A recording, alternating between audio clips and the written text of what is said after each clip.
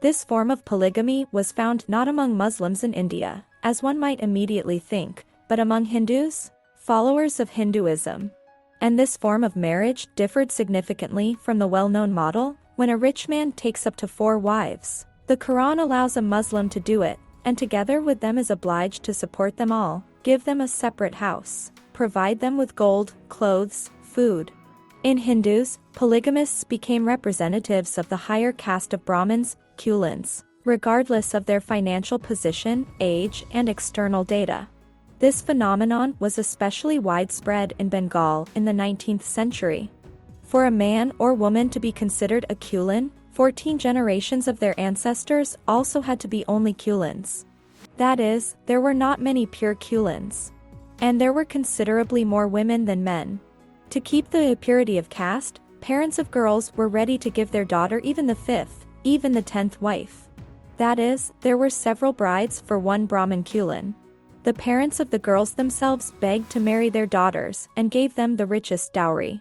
It was customary to marry off girls before they reached puberty, but their husbands were often old men of many children.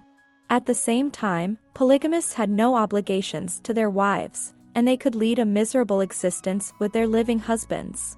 So it was perhaps most difficult for the representatives of the higher caste, the Brahmins. Therefore, several centuries ago parents began to get rid of newborn girls. For a girl in the family brought nothing but trouble. And the girls themselves had a difficult fate. One could marry an old man and remain a widow even before the childbearing age. Girls of 10 to 12 years old became widows. Dear viewers, don't forget click on the like and subscribe to the channel, Shocking East, not to miss new interesting videos. No one in India had a worse status than a widow. They had to either die with their husband on the funeral pyre or suffer a miserable existence.